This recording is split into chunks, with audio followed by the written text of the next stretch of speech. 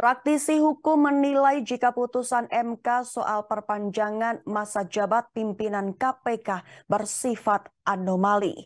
Diketahui praktisi hukum J.J. Armstrong Sembiring menilai jika putusan Mahkamah Konstitusi yang memperpanjang masa jabatan pimpinan KPK menjadi 5 tahun itu bersifat anomali. Menurut Armstrong, ada 7 hal putusan tersebut dikatakan anomali.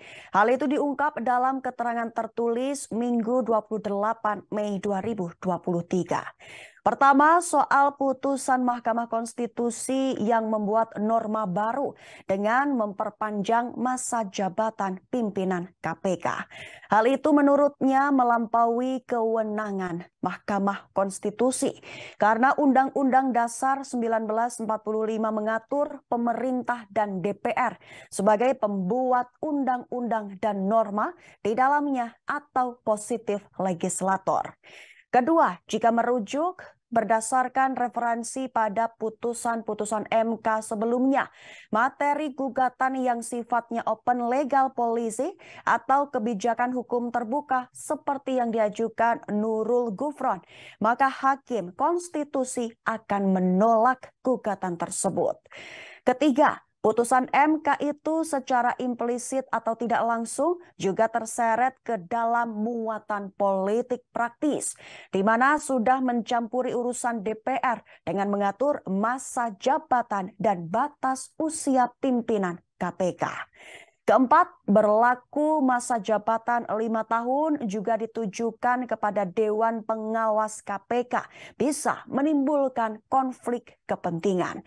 Kelima, selain itu jika merujuk pada pertimbangan hakim halaman 117 tafsirnya adalah memberikan kepastian hukum kepada panitia seleksi untuk segera bekerja.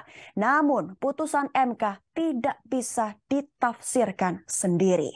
Armstrong mengatakan jika putusan itu tidak boleh berlaku surut, di mana pemahaman tafsir hukum seperti itu bisa juga dimaknai jika putusan itu bukan artinya diteruskan masa jabatan menjadi 5 tahun. Keenam, dalam struktur manajemen tentunya menjadi tidak make sense. Karena jika jabatan Firly CS ditambah 1 tahun lagi, kacau semua anggaran hingga rencana kegiatan. Hal itu juga dapat membuktikan perencanaan yang sudah dipersiapkan menandakan tidak valid, tersistematis, dan terstruktur. Ketujuh, Armstrong mengatakan jika gugatan yang diajukan oleh Nurul Gufron, judicial review juga diajukan itu berkaitan dengan kepentingan pribadinya, yaitu mengenai masalah minimal umur pimpinan KPK. Kemudian setelah itu diajukan di tengah jalan, Nurul Gufron memasukkan kembali gugatan yang berkaitan dengan masa jabatan pimpinan KPK. Terima kasih sudah nonton. Jangan lupa like, subscribe, dan share ya.